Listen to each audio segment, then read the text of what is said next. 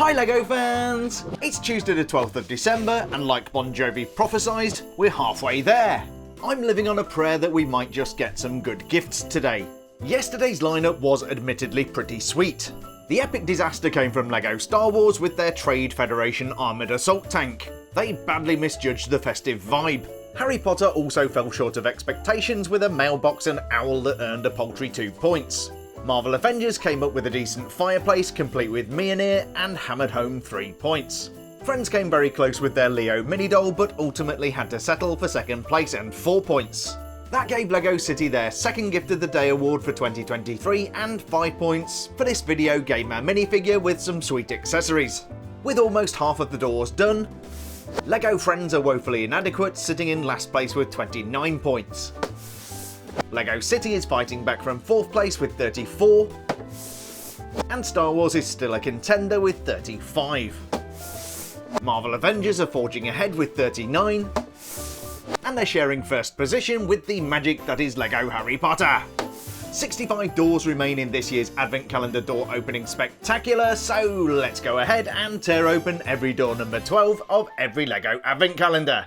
We're coming out of the gates with the mid-table LEGO Star Wars calendar today, and I am delaying while I find door number 12. Can you believe we are exactly halfway to Advent? Not to Advent, to Christmas Eve, of course, when the big red guy comes. What do we have today? That looks... Oh, you know what it is. We get one of these most years from LEGO Star Wars. It's some kind of gonk droid. Antlers, this is a reindeer. Now I would, if it was a reindeer, I'd like to see a red nose on there. I think that would look better, but yeah, this looks like a reindeer gonk droid. Yeah, nice little thing, I guess. I don't know whether I'm terribly excited, but let's put this gonk droid together and see how it looks. So our first gift for Tuesday the 12th is this reindeer gonk droid. This is listed on Bricklink as a minifigure, but I do have my reservations about these brick-built droids being considered minifigures. The GNK Power Droid, better known as Gonk Droids, are actually based on industrial automatons, e.g. 6 Power Droids. This LEGO version has been festively rethemed to look a little bit like a reindeer. I wasn't convinced by the picture on the box, but when this is built, it's actually quite cute. The antlers, which could also be used as droid legs, are quite effective. I also like the way the nose is built out, but I think it could have been more immediately identifiable if the nose were red. A bar element around the back makes a welcome addition as a tail. Like all gonk droids, this one gets around on primitive feet. I guess that's useful in a world made for humanoids, and also made for some really cheap costumes in the original Star Wars movies. There are a surprising number of parts here, and the way they're layered does make it a little bit difficult to see how to put it together. As I've explained in previous years, gonk droids get their name from a low honking noise that they make, which sounds like the word gonk. This type of droid speak is often referred to as gonkian.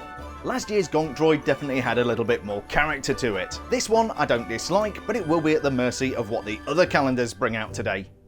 So not a bad start from LEGO Star Wars. I guess we better see what the boy wizard can do to trump the festive reindeer gonk droid, and let's see.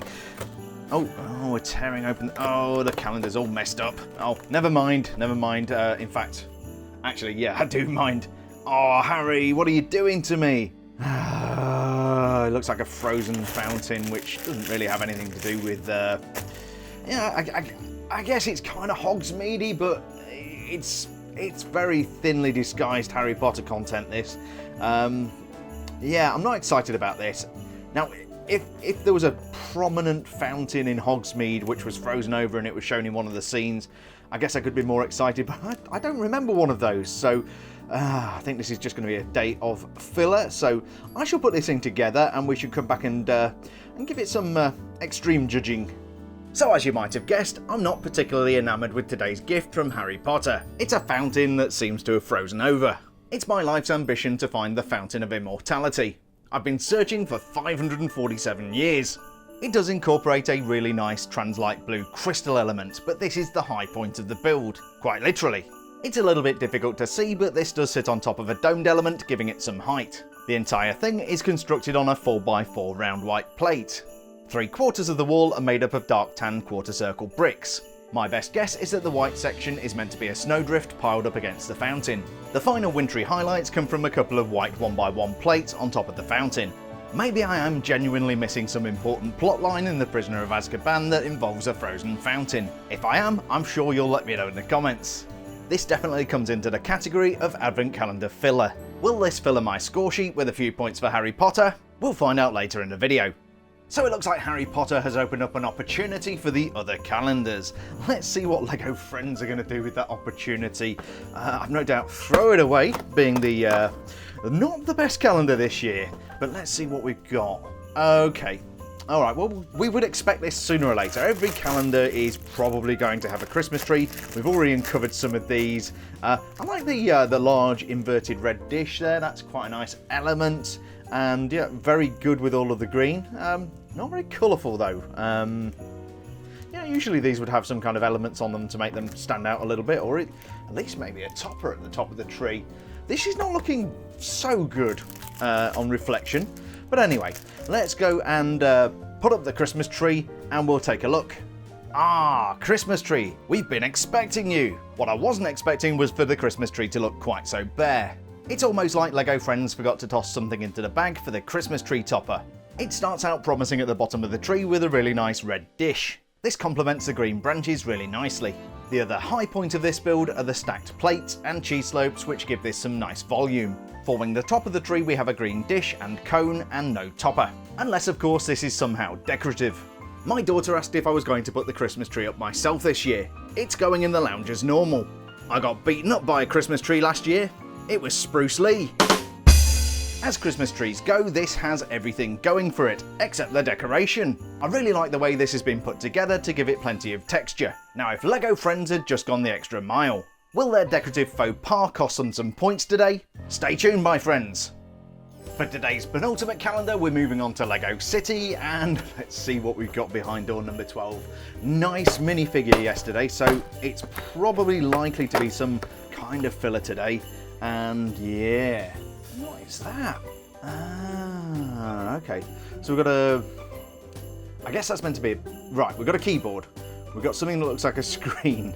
I think this is, oh, could this be for the Gamer Boy? Oh, yeah, I see. So, yeah, a little piece there for the mouse. Yeah, we've got some kind of gaming setup, which isn't terribly festive. Oh my word, where do you come up with these things, LEGO City? Alright, we've got a gaming setup for the Gaming Boy. So let's put this together and, oh man, we'll see how it looks. So from LEGO City we have some kind of computer station. Maybe this is meant to be something from our Gamer Kids Christmas list. My wife is just like a computer, leave her for 15 minutes and she goes to sleep. The keyboard really helps to identify this as a computer setup, although it seems the LEGO alphabet has much fewer letters. To keep our gamer awake during long sessions, we have a mug of what must be some highly caffeinated drink. On the other side of the desk we have either a mouse or a mouse pad, and finally there's a flat screen monitor, or a book cover connected to some clips. I've seen LEGO do this before and it is genuinely a nice little hack. The table legs are mismatched, but that does give it a nice aesthetic. We have a more traditional table leg on the right, and on the left I like the use of snot bricks and 1x1 tiles because they make it look like there's a door. Somebody left a packet of plasticine on my desk. I don't know what to make of it. It's a nice little build and I guess it goes well with the gamer, but that's not how we're going to judge this. As a standalone gift, it's certainly different. But is it different enough to score some big points for LEGO City? And so we reached the end of the road for today, but did we save the best for last? Let's have a look at door number 12. This is Marvel Avengers, by the way. One of the better calendars this year. Or it was. What do we have here?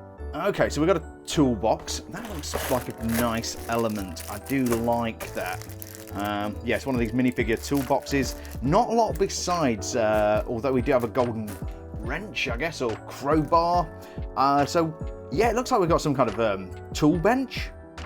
There is, I'm pretty sure there's some kind of Marvel Avengers connection with a tool bench. I've never managed to get it, so interesting. I think it is Marvel Avengers themed. The toolbox, I'm gonna have to look that up. But yeah, it's a tool bench. So our final gift for today from those marvellous Avengers is a workbench and toolbox. I'm not sure what the Marvel Avengers use a golden crowbar for, but the last time I was caught with one of these, it was known as going equipped. The toolbox is a much more recognisable and mainstream element. This first appeared in 2012 with the mechanic from Minifigures Series 6. It's a really nice element to get inside a calendar, but I have failed to remember why this is associated with the Avengers. I did do some googling, but the only reference I could find to an Avengers toolbox is this really cool toolbox which looks like Mjolnir. Really cool, but probably horribly impractical. The bench on which it sits is an interesting construction. It stands on a 2x2 jumper plate and is a little bit fiddly to line up. As a pro tip, just put it on a hard surface and press down. The rest of the stand is constructed from a fluted 1x2 brick. The other interesting element is the right angled tile which leaves space for a clip. Overall it's quite a simple gift, but I do like the addition of the toolbox. Apart from that, there's not a lot I can say about this. Since we're light on content, let's do some toolbox jokes. What tool do you use to open an egg? A hatchet! Mrs H says I buy too many tools. It's a vice. My favourite tool is a shovel. It's groundbreaking. The fire alarm went off in my tool shed last week. It was just a drill. I once got caught stealing tools from the restaurant where I worked.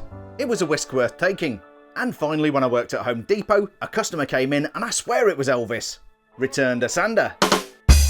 Oh, I think it's time to wrap this up. So this makes it official. After opening every door number 12 of every LEGO Advent calendar, we are exactly halfway through Advent. I can't wait to see the big red guy. Today's slightly utilitarian selection of gifts is at least quite colourful. We started out with a reindeer gonk droid from LEGO Star Wars, followed it up with a flowing fountain from LEGO Harry Potter, the LEGO Friends came good on their threat of a Christmas tree, and from LEGO City we got a desk with a computer, just what we wanted. Finally, with a similarly utilitarian gift, we got this workbench and toolbox from Marvel Avengers. But which one of these gifts deserves to spend an afternoon decorating the LEGO Friends undecorated tree, and which deserves to get brained by the crowbar from Marvel Avengers? Let's award some points! In last place, earning 1 point for Harry Potter, is the Feeble Fountain. With the exception of the Translite Blue Crystal, this is just not good enough. In fourth, earning 2 points for the Marvel Avengers, is the Tool Bench and Tools. Yes, I do like the toolbox element, but I just don't get this whole thing. Coming in middle of the pack with 3 points is LEGO Friends for their Christmas tree. This is a really nice build, and if it had decorations on it, it would probably be second. Today's runner-up is LEGO City, earning 4 points for their computing desk. Man, this is a slow day. And the obvious winner, earning 5 points and gift of the day, is LEGO Star Wars for their Gonk reindeer. But do you agree with today's scores? Do I deserve to get plunged into an icy cold fountain for dissing Harry Potter? Or maybe I deserve to get my YouTube channel hacked and all my videos deleted for keeping LEGO City from winning first place? As always, I'd love to know what you think of today's gifts and today's judging. I do spend a lot of time in the comments, I do read them all, and I respond to as many as I possibly can. Of course, we can't end the day without giving out a bonus point for Festive Gift of the Day. Today that goes to LEGO Friends for their Christmas tree. Well, it's got Christmas in the title, what do you expect? So after crucifying the calculations and mangling the math, how does our leaderboard look for Advent Calendar of the Year 2023? No surprises at the bottom of the table, it's LEGO Friends with 33 points. Continuing their push forward, in fourth place is LEGO City with 38 points. Star Wars has a 2-point advantage with 40, and so does LEGO Harry Potter with the same score of 40 points. That means we have a new leader, which is of course the Marvel Avengers with a 1-point advantage and 41 points total. That could of course all change tomorrow when we reach day 13. There's no doubt it's going to be lucky for some and very unlucky for others. As always, if you enjoyed the video, please don't forget to leave a thumbs up and subscribe for more awesome LEGO content. I'll be back again tomorrow for Hump Day Wednesday with every door number 13 of every LEGO Advent Calendar. So I hope you have a terrific Tuesday, stay safe, and I'll see you with some more Advent Calendar atrocities tomorrow.